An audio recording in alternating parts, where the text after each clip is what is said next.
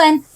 Ako si Hemeng, isa lang akong lalaki na nakadepende sa babae. Anong karapatan ko para sa'yo? Isang CEO. Napalima tumulong sa akin ng ganito katagal. Ang brooch na ito na nagkakalagang 20 milyon. Hindi ko karapat dapat tumanggap niyan. Sige na, huwag mo na siyang patuloy na tuksohin. Ayan na sila.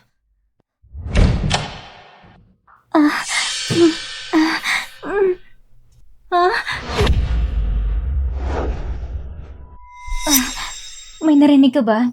Wala naman. Baka hindi mo napigilan ang sarili mong umungol. Ano ba yung sinasabi mo?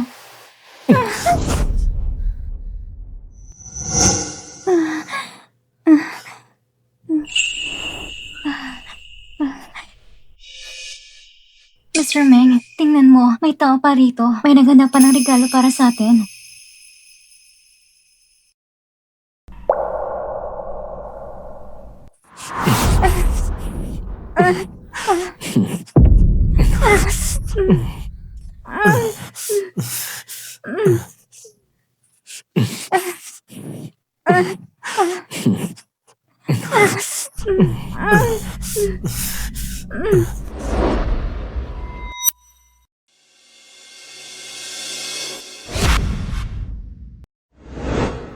Juan, pakanataranta ka lang. Huwag mo kong takutin.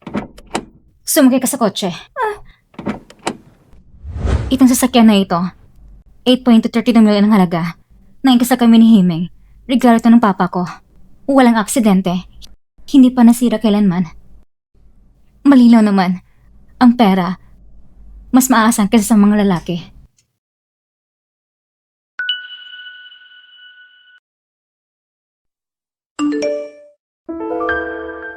Di ba ito yung kabit? May ganap pa siyang ayaw kang magkipagkita.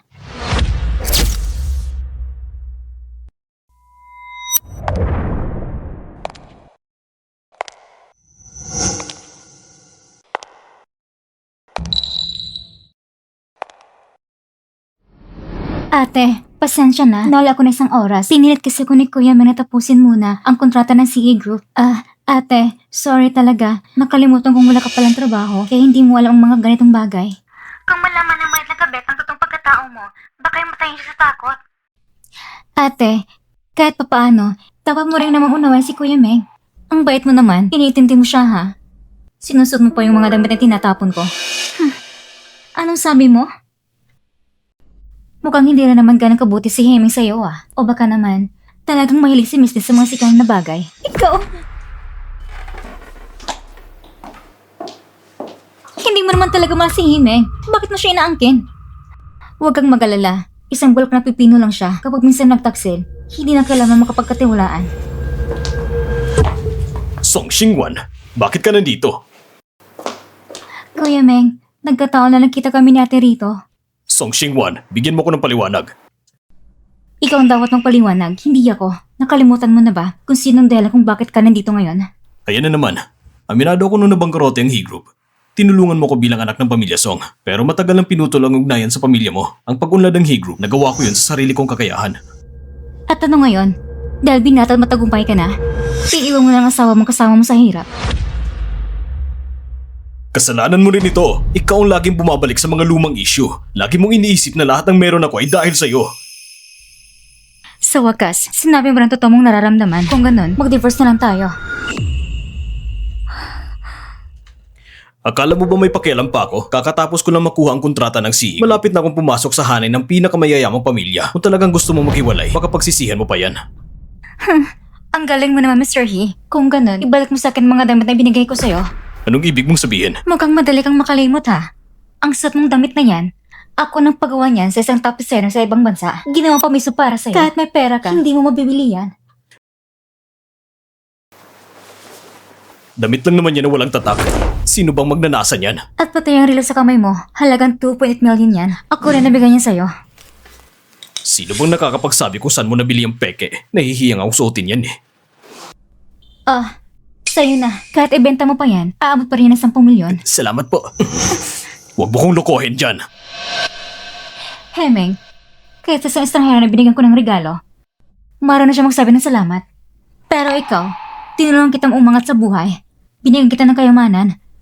kapalit, ay pagtataksi lang natanggap ko. Mag-divorce na tayo.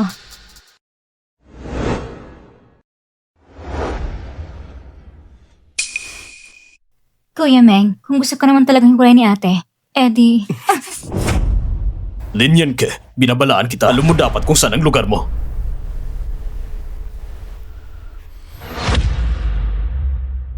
Hemeng, kung hindi mo na ako kailangan, ibalik mo lahat ng mga bagay na binigay ko sa'yo.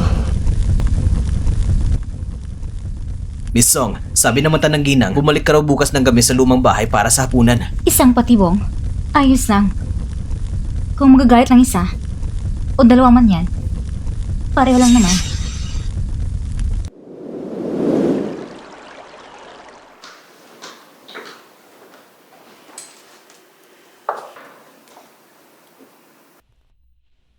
Ma, naawalan ko kay Kuya Meng. Siya lang bumubuhat ng kumpanya. Hindi ko akalaing iisipin ni ate na sinisira ko ang relasyon nila. Umupo ka. Alam kong mabait ka. Huwag kang mag-alala. Mamaya, akong bahalang turuan siya ng leksyon. Papayag din siyang tumira ka dito. Iya, ate, nandito ka na pala. Kukuha ko ng mangkok ng bird's nest para sa'yo. Hoy, ang bird's nest na yan, pina-air cargo pa. Bakit siya kakain? Umaas lang yan sa lalaki. Wala siyang karapatang kainin yan. Ikaw talaga. Ikaw ang tumulang kay Himeng para magkongkontrata sa CA Group. Kaya kumain ka pa. Sige. Kung hindi ko lang pina-air cargo yan, sa tingin mo ba, karapat dapat ang pamilya na kumain yan? Ano? Tama bang hula ko? Sakto. Hayang mo lang si Kern tumira muna sa amin. Matutok ka na sa kanya na mabuti. Wala ka namang ginagawa buong araw. Ni isang mangkok ng bird's nest, ayaw pang ipatikim sa akin. Ano? Mauubusan naman ba ang pera ng pamilya, Song Xingwan, tama bang hula ko? Kaya ngayong pagkakataon, anong mayamang dalaga naman kukunin ni Hime para makisasa sa yaman? Ikaw, ano mang kalaguan sinasabi mo? Nako, ma. Ma? Ate, mayroon akong librong tungkol sa pagiging mabuting manugang. Gusto mo bang ipahiram ko sa'yo? Kung marunong man lang siya magpakumbaba sa biyanan, marunong nang umakyat sa puno. Song Xingwan, hindi ka ba hihingi ng tawad sa mama ko? Ang mama mo ang unang nagdala ng kabit sa bahay. Ikaw babae ka, pwede bang huwag ka nang gumawa ng gulo kapag talagang nakipaghiwalay ako sa'yo? Wala ka nang matitirahan. Sige, subukan kung totoo yan. Tingnan natin kung kawawa ba talaga ako.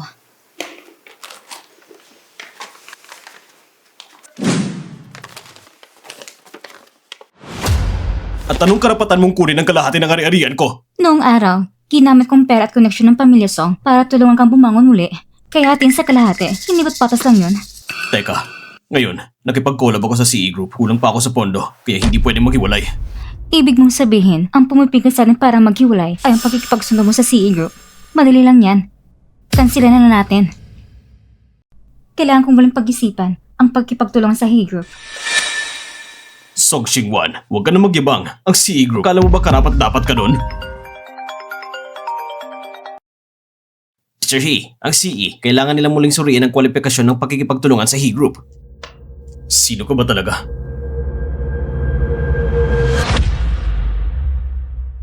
Hindi na pala nakapagtataka na gusto niya makapag-divorce. Ayun pala, matagal na pala siya nagsiselos kina Assistant Kin.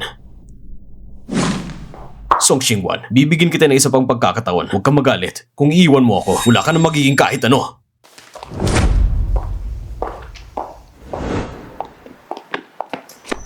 Xinwan, patawarin mo ako. Hindi ko talaga intensyon na makipaghiwalay sa'yo. Kasi palagi mong iniisip na dahil sa'yo kaya nandito ako. Gusto kong baguhin mong pagtingin mo. Kaya ako kinuha si Lin Yanke. Tanga ka ba? Nangihinayang ko na napansin pa kita. Xingwan, Permani ang kasunod sa loob ng 3 araw. Kung hindi, pababagsakin ko ang He family.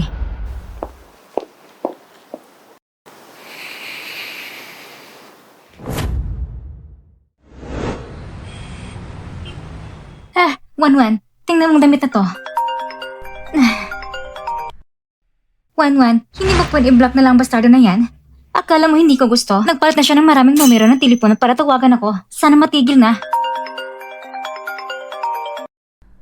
Hello? Xingwan, patawarin mo ako. Asisend ko sa'yo yung isang larawan. Tingnan mo muna. Pag-isipan mo muna kung itutuloy pa bang pagtawag sa akin. Anong larawan yon? Anong kapabalagan yan? Tingnan mo na lang mismo. Buntis ka? Ang buntis sa Silianke. Ang buntis sa Silianke. Oy, may bagong damit pala. Hindi na nagugusto ng second hand. Sang Xingwen. Tingnan mo itong invoice na ito pagkatapos ka lang magsalita sa akin. Alam ko naman, may nalalabing damdamin pa rin si Heming para sa'yo. Ngunit ngayon, buntis ako. Ang pwesto mo bilang Mrs. C, dapat nang iwanan mo. Pero kung bastardo na yun, pipilitan mo ulit na kabet na ipalaglag ang bata, huwag kang mag-alala. Ano? May mahinang simila si Heming?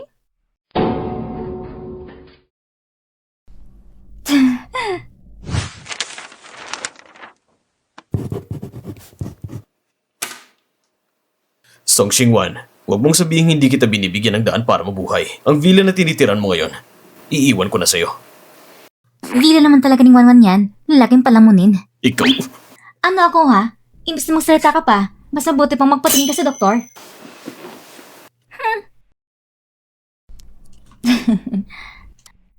Ibigay mo sa akin ang cellphone mo. Ako namang popost sa moments. Ipapalam ko sa lahat ng binata na single ka na. Ano na naman kabalawan ng kabita to? Pagkatapos ng lahat ng to, magiging asawa rin siya ni He. Gusto umangat yung message gamit ng anak ha? E tingnan muna natin kung ginto ba talagang pamilya He. Ma, mabuting manugang. Sa wakas dumating ka na. Aba, may mga tao rito na hindi pa mananataw si Wanwan na mabuting manugang. kayo talaga. Itong bahay ng He, hindi namin kayo tinatanggap dito. Ah, ganun ba? Dito palang bahay ng He? Akala ko sa resibo. Bahay ko to.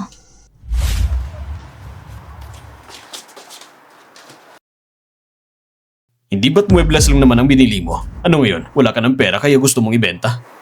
Juan, hindi mo kailangan gawing komplikado kung marunong ka lang magpakumbaba. Teka, Mr. He, kung mahina ka sa math, paano ka magnenegosyo? Akin lahat to. Anong pinagsasabi mo?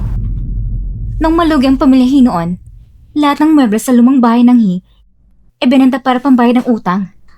Ngayon, lahat ng mga ito, akong bumili. Bawat isa rito ay nagkakalaga ng milyon. Sing-sing, natanggap ko na.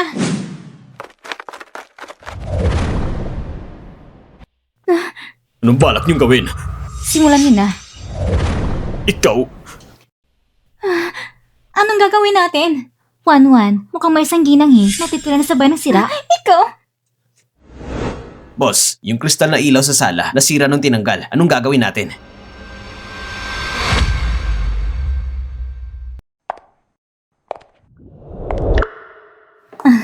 Xingwan. Sayang naman kung masira tong kristal na ilaw. Oo nga. Yan pa naman paborito ng binan mo. Sabi pa nga ng mga kaibigan niya, naiingit sila rito. Tama. Xingwan, kung ganun, basagin mo. Ikaw? Isang ilaw lang yan. Magkano ba naman? Pero ayokong kinabang ka pa. Ikaw? Xingwan, bakit mong ginagawa ito?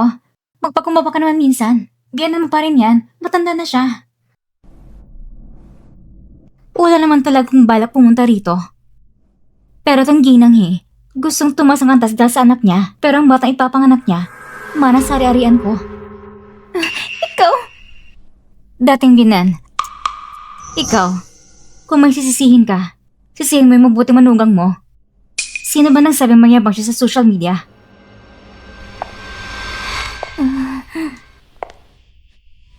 Ang swerte mo. Mas marami pang darating. Song Xingwan, Wanwan, ngayon lang tayo nakabawi sa kanila. Hindi pa yan sapat. Ang proyekto ng kooperasyon ay binigay ko kay Heming. Yun ang mas malaga. Tama ka, yung lupa sa timog ng lungsod, anong balak mong gawin doon? Plano kong magpatayo ng malaking theme park. Ipapangalan ko sa pinakamatalay kong kaibigan, si So Xingwan. Talaga ba? Wanwan, napakabait mo talaga. Alam mong pinagsasabi mo. Pero, kailangan natin humanap ng designer para maayos itong mga disenyo.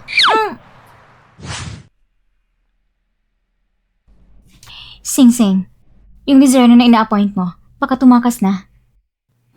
Imposible yun. Pasensya na. Nahuli ako.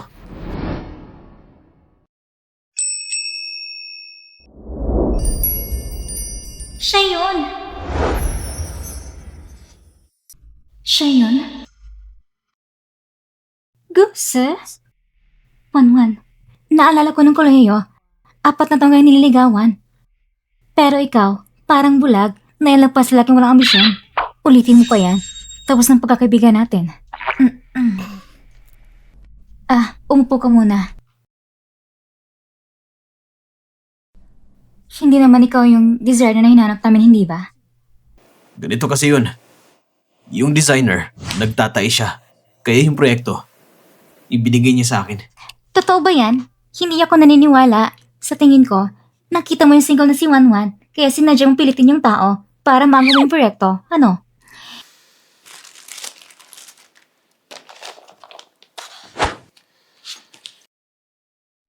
Ikaw ba yung kilalang designer sa bansa nitong mga taon na to? Wanwan, kung gusto mo, magsakripisyo na lang ako. Ibigyan na natin yung proyekto sa kanya. Sakto naman, kayo pa ay... So Xingwan. Mag-CR lang ako sandali. Pasensya. Ganyan talaga si Sing Sing. Ano to? Ibibigay mo ito sa akin? Yung nasa kolehiyo ka pa, paborito yung pagkain mula sa tindahan nila. Senior, gusto mo bang pumunta sa bahay ko? Sige, Grabe, ang tagal niyo nang di nagkita. Pagkikita pa lang, niyaya mo na agad sa bahay. Balak mo bang paibigin siya agad sa'yo? Hindi nga. Gusto ko lang sanang samantalan yung pagpapagawa ng bahay. Gusto ko rin makita kung gaano siya kagaling. Isipin mo, pumayag pa siya na ilang lungsod para dito. Inawat pa yung almusal sa'yo ng buo at walang kahit anong sira. Grabe naman ang effort niya para sa'yo. Ako ang CEO ng CE Group. Sino pa bang mas mayaman sa akin? Ayoko lang naman muli makatagpo na kagaya ni Himing. Isang basura. So Xingwan! Ikaw ba yung dahilan kung bakit yung mga kumpanya na kapartner ko mas piniling magbayad ng multa kaysa makipagtrabaho sa akin? Sa tingin mo ba, karapat-dapat nga po aksayan ko ng ganitong effort? Hindi ikaw. Sino pa? Dahil iniwan kita, may sama ka ng loob kaya gusto mong mapansin kita ulit, hindi ba? Hemeng, kung talagang wala kang utak, bumili ka ng utak ng baboy sa palengke. 20 pesos lang. Ikaw?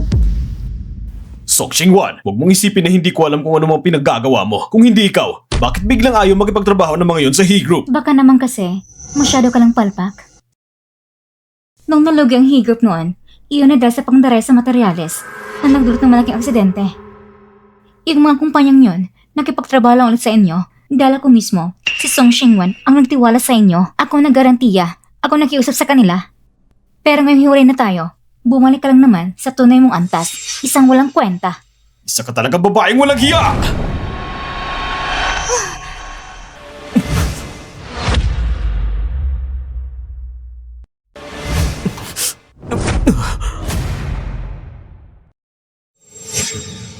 Ayos, Sok Xingwan. Kaya pala todo ang pag-iintriga mo na gusto mo makipaghiwalay. May kabit ka palang batang lalaki. Heming, tama na yan. Mas mabuti pa siguro magpakita ka naman ng respeto.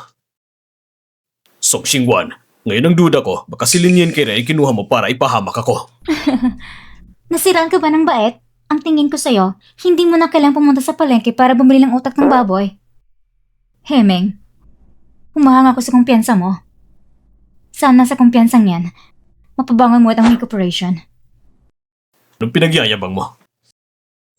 May alas din ako sa kamay ko. Ang CE Group, malapit na makipag-collab sa akin. Kapag nangyari yon, babangon ako ulit.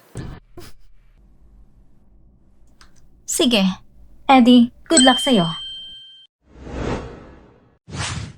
Wanwan, Wanwan, kailangan mo ba planong tapusin ang partnership ng CE at Corporation sa Timog ng Lungsod? Walang pagmamamadali. Di ba gusto ni Himeng bumangon muli? Hayaan mo siyang ilalang lahat ng kayamanan niya sa proyektong iyon. Yan ang maganda. Ang talino mo talaga, Wanwan. Director Song, ito po ang report ng He Corporation para sa buwan na ito. Ayos. Bumaba ng 80%. Mas malaki pa kaysa sa inasahan ko. Nagyayabang na naman ng kabit, sabi pa ng iba, susurtin para ako sa huli. O sige, salamat sa magandang hula mo. Wanwan, mukhang tama lang di mo tinapos ang kontrata. Magandang desisyon yon. Ngayon, iniisip pa rin ng kabit na may pag-asa pa rin ng He Corporation. Uy, Wanwan, tingnan mo to. Balita raw na si Lian Ke, gamit ang pabubundis niya, gumagastos ng todo-todo. Kaya, nagkikipagpaligsan din sa paggastos. Si Hemeng, halos walang makain, habang asaw at nanay niya para mga asong ulol. Kung gutom si Hemeng, aba, ako na lang magpapakain sa kanya. Wanwan, wala ka namang sakit Tigilan mo nga. Gustong-gusto ni Lian Ke na makapasok sa mayamang pamilya. Kaya bibigyan ko siya ng isang magandang panaginip na ako mismong sisira. Assistant Shen, tulungan ko magpadala ng imbitasyon bilang presidente ng CE Group sa lahat ng business partners natin ngayong taon para sa isang hapunan. Opo, madam.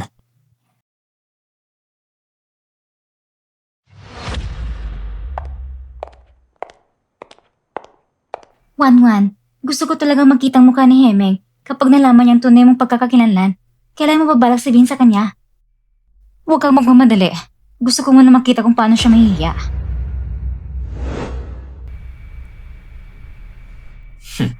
Ganito bang ugali ni President He kapag may hinihinga ng pabor? Pinapainom lang kita ng alak. Ayaw mo pa? Anong klase ng pakikipagnegosyo yan?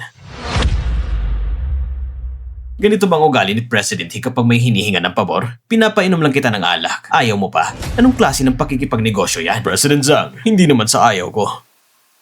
Tignan nyo naman, pareho tayong business partners ng CE Group. Hindi naman dapat ako ang parang waiter dito. Ooh, Himing.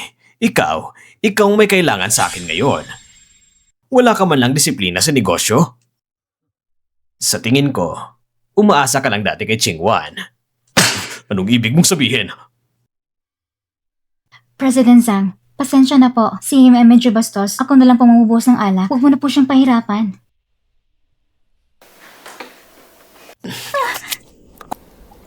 Kung si Himing ay bastos, ikaw naman marunong ka na agad makisama. Ang bagong asawa ni President He, malayo sa dati niyang asawa. President Song, nandito ka na pala. Ayos lang ba yung pinapakausap ko sa'yo? Huwag ka mag-alala. Kapag ako ang kumilos, siguradong maaasahan. Magaling. Sigurado yung ibitan lahat ng mga boss. Dahil nilang galing nila sa negosyo, ipakita nilang lahat ng kakayahan nila. Opo.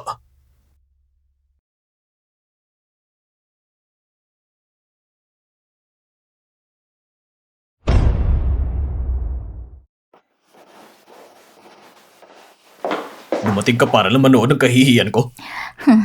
May libreng palabas ng payaso dito. Bakit hindi panoorin? Song Xingwan, isang babaeng pinalaya sa anak ng mayaman. Paano ka karapat dapat sumali sa handaan ng presidente ng CE? Kinikilig ka ba sa alaga ng matanda mong lalaki? O baka naman si President Zhang yung tinutukoy ko? Himeng, panatiling mo malinis ang dila mo. Tama ako, hindi ba? May mga tao kasi na umasa lang sa iba, kaya inakala nilang ganun din ang lahat. Ikaw? Halika na, umalis ka na at asikaso yung negosyo mo. Ako nang bahala dito. Song Xingwan, huwag mong isipin na hindi ko alam kung bakit ka nandito. Alam mo ba kung sino siya? Wala ka lang pala kay Meng. Hindi mo pa siya nakakalimutan. Alam ko, kapag wala si Meng, wala ka ring halaga. Gusto mong maging mayamang may bahay, di ba? Lian Ke, hindi kita kalibel. Tama ng pagmamayabang. Xingwan, pasensya na. Pero ako naawa rin kay Meng. Palagi kayong minamaliit. Wala akong intensyon na sirain kayo. Bitawan mo ko. Huwag mo kong pilitin magpabuntis na hindi ko gusto. Bitawan mo ko. Ang sakit! Ang anak ko! Ang anak ko! Care, ayos ka lang ba? Kailangan mo bang dalhin sa ospital? Okay lang ako. Ate Xingwan, hindi mo naman kailangan saktan ako. Hindi naman ganun kalakas. Kitang-kita naman namin na hindi yun sinasadyang matulak ka palayo. Tama. Ito'y paninira at pagbibintang. Hemeng, huwag mong pakinggan ang mga kalokohan nila. Song Xingwan, kahit may nararamdaman ka pa sa akin, kahit may galit ka kay Kerr, Wala namang kasalanan ng bata. Sigurado ka pa na ako nagtulak sa kanya? Oo nga. Napakabait nga ni Wanwan. Alam niya may mahinang similya ka. Paano pa yung gugustong saktan ng isang bata? Si Mr. Hinang He Group, may mahinang similya daw. Totoo ba yan o chismis lang? Ang mga kumakalat na balita sa mayayamang pamilya, ilan ba ron ang peke? Baka nga dahil dyan kaya sila naghiwalay. Heming, kung may utak ka lang, malalaman mo ikaw lang nag-aakala na may damdamin pa ako sa'yo. Kaya nang wala ng tiwala si Leonke. Kaya siya gumawa ng ganitong gulo. Tama na, Song Chingguan! Alam ko ang bibig mo ang pinakamagaling sa pagbabaliktad ng katotohanan. Security! Ang babaeng to'y walang karapatan na dumalo sa CE Group banquet. Palabasin niyo siya agad! Tingnan natin kung sino magtatangka. Bakit kayo natatakot sa kanya? Isa lang naman siyang pinatalsik na anak ng pamilyang Song. Ako ang kasosyo ng CE Group sa kanilang Golden Project. Palabasin niyo na siya agad! Hindi mo ba alam na ako na-organize ng banquet na ito? Hindi mo nga alam na ang banquet na ito ay mismong pinanguluhan ng CEO ng CE Group. Tapos nandito ka para manloko? Ano? Nakilala mo na bang CEO ng CE Group? Ang CEO ng CE Group ay batang-bata at mahusay. Paano naman yun magiging ikaw? Isang mayamang babaeng sanay lang sa luho. Maaari ko ipakiusap sa CEO ng CE Group na palampasin ka dahil sa akin. Nakakatawa ka talaga, Himing. Oo nga, napakabobo mo. Tama, matagal na kayo magkasama sa isang kama. Pero hindi mo kilala ang tunay na pagkatao ni Miss Song? Si Mesong ay hindi lang talaga nakagusto sa lalaking umasa sa babae. Anong ibig niyong sabihin? Anong Miss Song? Himing, hindi mo pa rin ba naiintindihan? Ang ex-wife mong lagi mong minamaliit at ang CEO ng CE Group na pilit mong nilalapitan ay iisang tao. Si Miss Song mismo ang nagplano ng lahat ng ito. Tama, yung mga kahihiyan mo. Ngayon ay kumakalat na sa buong mundo ng mga mayayaman. Anak, bakit ang dami nagtatanong sa akin kung may mainang similya ka ba daw? At sinasabing umasa ka lang sa babae. Nasaan ka ngayon? Ikaw, totoo ba to? Sandali. Huwag ka munang mabigla. Ang friend ko sa timog ng lungsod, babawiin ko na. Ikaw, wala ka ng pagkakataong makabangon pa. May magandang balita kung i-anunsyo sa lahat. Ang pamilya ay muling mabangkarote.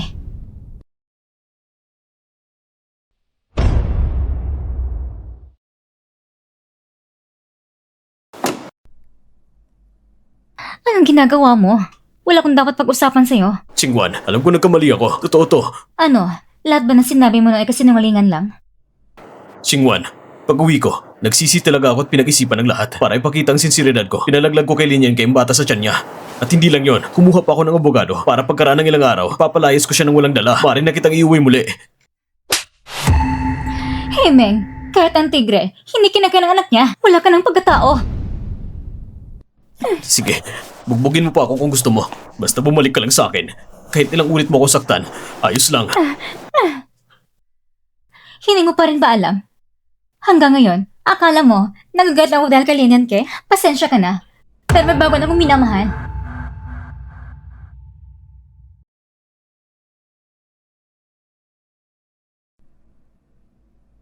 Mahal, bumati ka muna. Kumusta? Dati niyang asawa. Niloloko mo lang ako, hindi ba? Hindi mo pa talaga ako pinapatawad, kaya dinala mo siya para asarin ako.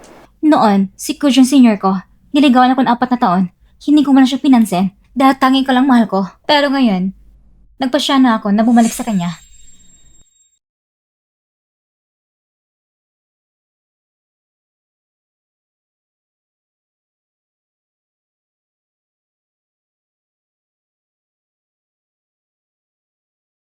Kung lalapitan mo pa ako, hindi lang pagkabangrap ang aabutin mo.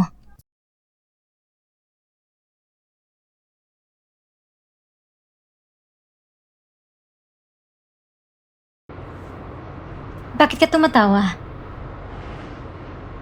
Iniisip ko lang, yung sinabi mong babalikan mo ko. Totoo ba yun? Siyempre hindi. Sinusubukan lang kita. Sa ngayon, mga 40 puntos ka lang sa akin. Aba, kailangan ko pala magsipag. Pero naniniwala ako, pagkatapos natin kumain sa Yunding Restaurant, madadagdagan ang puntos ko. Yun ding restaurant, ang hirap magpareserba doon. Narinig ko, masungit daw ang may-ari. Hindi ko pwedeng sumingin sa pila. Paano mo nagawa magpareserba? Madali lang yan, basta isa ka sa mga tagapagtatag. At sabay na ikaw din yung punong chef, makakapasok ka sa likod. Grabe, ang galing mo naman. Sige na nga. Ngayon, may 60 puntos ka na sa akin. Pasado ka na.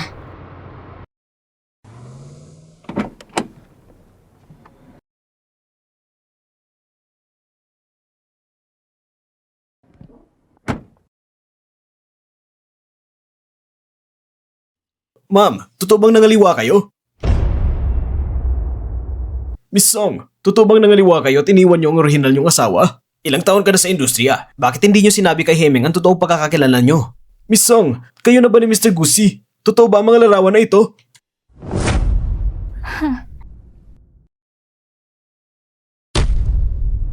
Si Hemeng, ang kapal na mukha at sobrang kasamaan. Tingnan natin kung paano ko siya babalikan. Assistant Chen, tulungan mo ko ipabura ang lahat ng binaya ng peking balita na kinalat ni Hemeng. Miss Song, hindi po ba naaalis sa mga yon? Ano? Ikaw ang gumawa nito? May kilala akong ilang kaibigan na nagtatrabaho sa media company. Ayos yan. Malaw ang connection mo. Si Hemeng, isang lalaking walang dangal, nangaliwa sa sekretarya niya at pinilit ng kawit na magpalaglag. Tingnan natin. Sakto lang. May kaibigan akong mahilig tumulong sa ganitong bagay.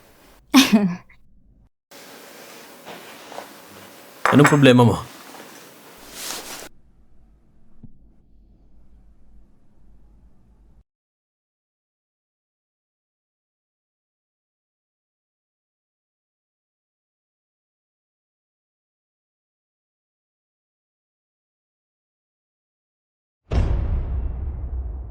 Anong nangyayari sa inyo? Bakit lahat ng hot searches ko ay biglang na-block? Ayaw niyo bang kumita ng pera, ha? Gusto niyo bang idebanda ko kayo? Mr. He, bago mo gawin yan, asikasuhin mo muna ang sarili mong trending topic.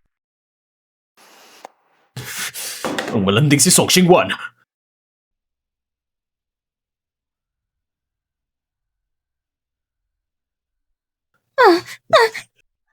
Malulugi na ako.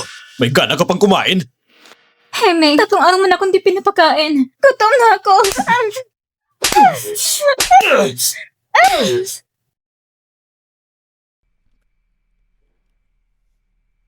Wanwan, may magandang balita ko sa'yo. Anong magandang balita? Bakit ang saya mo? Si Hemeng, muntik nang madapa sa sariling plano. Yung kalokohan niya, nalaman ng lahat ng netizens. Galit na galit siya. Binubugbog pa niyang kabit niya. Naaalala ko, si Leonke. Kakaabot lang niya, hindi ba? Oo nga. Mahina pa siya ngayon. Nasa ospital pa rin siya at nakahiga.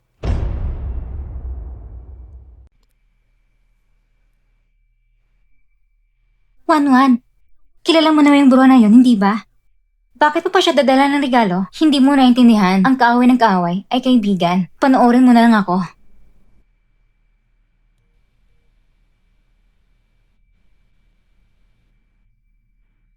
Ano yan? Pumunta ka para pagtawanan ako? Hoy, huwag mo namang sabihin yan. Ito ay pina-air cargo ko pa. Bird's nest soup. Kakaabot mo lang, kailangan mo mong palakas. Ito naman, gamot sa pasa at sugat. Pangaplas yan, huwag mong inumin. Ang bait mo naman bigla. Pareho tayong babae. At higit pa doon, pareho tayong naloko ni Hemeng. Ang walang kwentang lalaking yon. Hindi naman talaga tayo dapat magkaaway. Hindi ko akalain, sa huli, ang magpapakita ng kabaitan sa akin ay ikaw pa. Sinabi ko na sa'yo noon pa, si Hemeng ay hindi mabuting tao, hindi ka pa naniniwala. Ate Xingwan, ang sama ko talaga, hindi ko akalain. Lagi kitang sinuway. Hoy bruha, alam mo, maganda ka rin naman. Sa ginawa sa'yo ni Hemeng, bakit hindi mo siya gantihan? May paraan ko para sa kanya na hindi na siya makakabangon muli.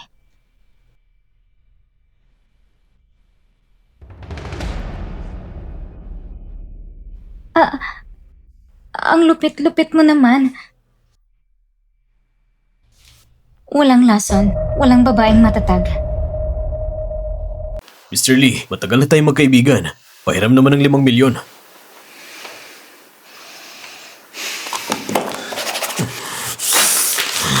Mga hayop, hintayin niyo makabangon ako. Wawasakin ko kayong lahat.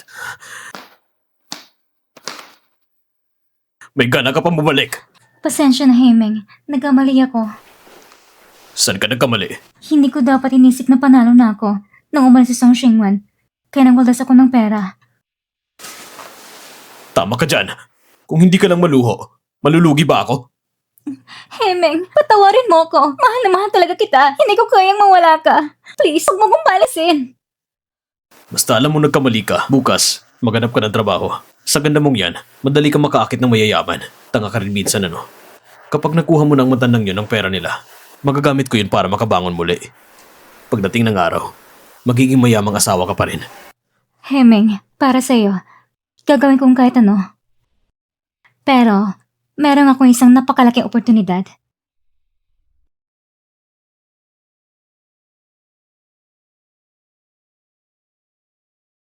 Mukhang promising yan Pero wala akong ganung kalaking pera. May paraan ako. Anong malaking balita yan? Patay na si Hemeng? Naniniwala na si Hemeng. Nakikita siya sa proyektong sinabi ko. Ngayon, nasa restaurant siya. Nangungutang ng pautan na may mataas na interes. May mataas na interes? Oo nga. Pagkatapos niyang mangutang, papayagan ko yung tinatawag niyang kasosyo sa proyekto na tumakas dalang pera. Ay nako, huwag kang mag-alala Ate Xingwan. Pagdating ng oras, aaminin kong kasalanan ko at isusukang maruming pera. Ayan, ganyan ang tama. Usak na siya. Bangkarote na. Saan siya kukuha ng ari-arian para ipangsang na sa utang? Yung lumang bahay ng pamilya yung mansion. Ipinamanan sa kanya ng papa niya. Siya. Mr. He, hindi mo ba alam kung paano bumasa? O hindi mo lang alam kung paano isulat ang sarili mong pangalan? Hindi naman. Pero itong pautang na may mataas na interes, hindi ko naman ito inutang. Hindi inutang?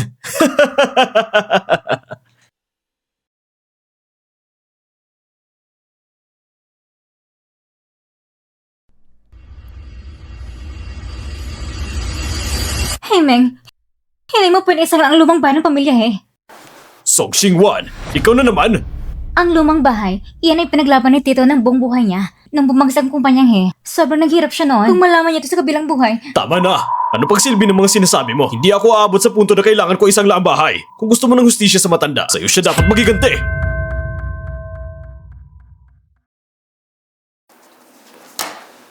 Song Xingwan, sa totoo lang, kung hindi ka dumating, baka hindi ko kayang pumirma. Pero ngayong nandito ka, hindi na ako natatakot.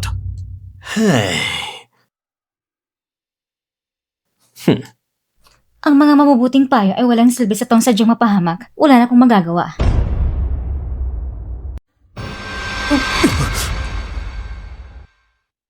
Pakiusap, bigyan niyo pa ako ng ilang araw. Mr. He, sa tingin mo ba mababain kami? O mukha kaming gumagawa ng kawanggawa? Ha? Ituloy ang pagbubugbog! Bugbugin hanggang magbayad siya! Tulungan niyo ako, huwag niyo ako saktan. Hindi ako naniniwala. Mayaman ka. Pero dahil lang sa isang babae, nabangkarote ka? Pakiusap, bigyan niyo pa ako ng isang pagkakataon. Magbayad ka! Ang gumagawa ng masama, tsak na mapapahamak.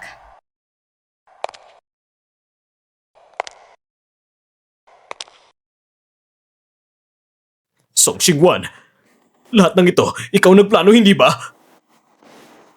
Xingwan, tama na. Nilabas mo na ang galit mo. Noon, bulag ako. Hindi ko maintindihan ang tunay na pag-ibig, pero minahal talaga kita. Mula 7 taong gulang hanggang 27, 20 taong kitang minahal. Sa lahat ng panahon ngayon, may pagkakataon ka naman sabing mahal mo rin ako. Pero bakit ngayon pa? Hindi mo ba nakikita nakakatawa yon? May kaso ka ng panlilinang at pandaraya at pag-iwas sa buwis. Security, dalhin siya sa stasyon ng pulis. Xingwan, nagkamali ako. Mahal kita. Xingwan, hindi ako makulong. Halina kayo mga kasama.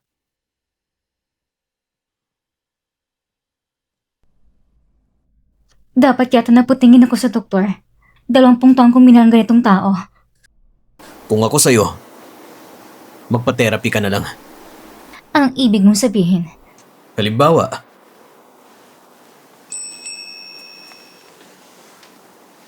bigyan mo ng pagkakataon ng taong tunay na nagmamahal sa'yo.